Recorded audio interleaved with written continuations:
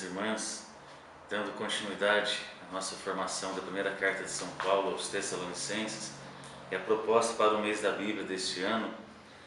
Já participamos aí de 3 encontros, onde já estamos refletindo bem sobre o contexto daquela época. Carta aos Tessalonicenses, que foi escrita no ano 5152, fruto da segunda viagem missionária de Paulo. Paulo, que desempenhou um papel importante na evangelização dos primeiros cristãos. Ao longo de 11 anos, do ano de 46 a 57, ele empreendeu 3 grandes viagens. Eram jornadas árduas, feitas a pé ou de navio.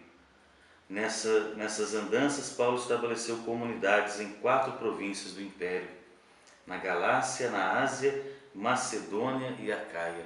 E justamente na Macedônia, Paulo ele consegue chegar em Tessalônica e vai fundar uma comunidade cristã ali naquele local.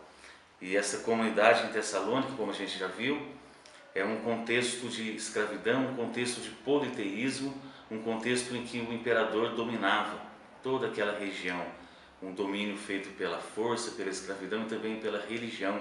Por conta desse politeísmo, o povo daquela província, daquela colônia, elas ficavam presas a esses cultos, e muitos desses cultos, sobretudo os cultos gregos, haviam 2 deusas, a Ísis e também a Afrodite, cujas as práticas cultuais dessas deusas eram feitas pela sexualidade, eram chamadas de orgias e também uma prostituição sagrada. E por conta dessa influência, desse politeísmo, Paulo ele vai escrever aos Tessalonicenses no capítulo 4 a necessidade da santidade, porque Paulo já havia estado nessa comunidade, pregou sobre Jesus Cristo, anunciou a segunda vinda de Jesus, mas ele foi expulso, e em outra comunidade ele precisa agora escrever esta carta. E lá no capítulo 4, recomendações à santidade. Paulo vai dizer lá no versículo 1: finalmente, meus irmãos, vos pedimos e exortamos do Senhor Jesus, que tendo ouvido nós como deveis viver e agradar a Deus, todavia deveis ainda progredir, pois conheceis as instruções que vos demos da parte do Senhor Jesus. Paulo havia pregado e dado instruções de santidade, mas por essa comunidade receber essas influências de muitos deuses, ídolos, Paulo precisa escrever essa carta exortando agora os primeiros cristãos de Tessalônica. Porquanto esta é a vontade de Deus, lá no versículo 3, a vossa santificação, que vos aparteis da luxúria, que cada qual saiba tratar a própria esposa com santidade e respeito ao próprio corpo. Aqui no versículo 3 e 4, Paulo vai exaltar a importância de se preservar o corpo como templo do Espírito Santo. Essa compreensão do corpo como templo do Espírito Santo não havia em outras culturas, em outros cultos. Por isso Paulo sente essa necessidade, porque os primeiros cristãos já estão se prostituindo, estão aderindo a novas seitas, a novos cultos, sem se deixar levar pelas paixões, como os gentios que não conhecem a Deus. Nessa matéria ninguém fica fora ou lese o seu irmão, porque de tudo isso se vinga o Senhor, como já vos dissemos e asseguramos, pois Deus não nos chamou para a impureza. Aqui no versículo 7, algo importante nessa carta que Paulo está escrevendo.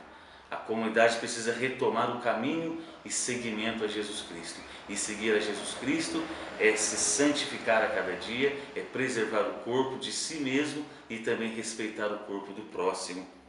Lá no versículo 9, não precisamos vos escrever sobre o amor fraterno, pois aprendemos pessoalmente de Deus o amor mútuo.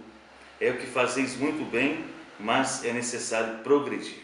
Paulo sempre escreve com essa perspectiva, incentivando a comunidade a progredir no caminho de Jesus Cristo. Lá no versículo 11, Paulo vai afirmar: empenhai vossa honra em levar a vida tranquila, ocupar-vos dos vossos negócios e trabalhar com vossas mãos, conforme as nossas diretrizes. Por que Paulo precisa afirmar que a comunidade precisa trabalhar com as próprias mãos? Por conta dessa esperança, da iminência da volta de Jesus, a comunidade já estava deixando de trabalhar. Alguns estavam parando com o trabalho achando que Jesus voltaria talvez no dia seguinte. Mas Paulo afirma a necessidade de se trabalhar. A esperança da segunda vinda não pode tirar a comunidade do seu trabalho. A esperança da segunda vinda de Jesus não pode permitir que os primeiros cristãos vão se enveredar para outros cultos, com essas práticas sexuais, com essas orgias, faltando com respeito com o próprio corpo, como o templo do Espírito Santo. Então, todo o capítulo 4 são recomendações e exortações de Paulo acerca de uma comunidade que aguarda a segunda vinda, mas querendo participar ainda de outros cultos, aderindo a outras perspectivas. E o trabalho já estava sendo deixado de lado. Então Paulo precisa reforçar a perspectiva do trabalho. E por conta dessa parousia, e a parousia que significa lá no horizonte grego a vinda de um Senhor, Paulo está dizendo para eles: a vinda do nosso Senhor não é mais o imperador, não é mais César. O Senhor que voltará uma segunda vez é Jesus Cristo. O Kyrios agora se torna Jesus Cristo. Então, tudo que nós vimos até agora dentro dessa carta, Paulo está ressignificando palavras e conceitos que eram dirigidos ao imperador naquele tempo. Paulo está agora ressignificando e transferindo todo o sentido para Jesus Cristo. Então, para Paulo, o Kyrios não é César, é Jesus Cristo. A parousia não é a vinda mais do imperador, é a vinda de Jesus Cristo. Paulo está afirmando para aquela comunidade: é preciso aguardar a segunda vinda de Jesus Cristo, lutando pela santidade e também, sobretudo, com o trabalho. E essa parousia é a grande esperança daquela comunidade. E Paulo está afirmando que a resistência se encontra na vida de comunidade. A comunidade precisa junto esperar Jesus Cristo. Aí ele vai dizer: empenhai-vos em vossa honra e animai-vos uns aos outros. Paulo está dizendo a importância da fraternidade, está dizendo da importância da vida de comunhão. Que cada um possa hoje experimentar esse texto na própria vida.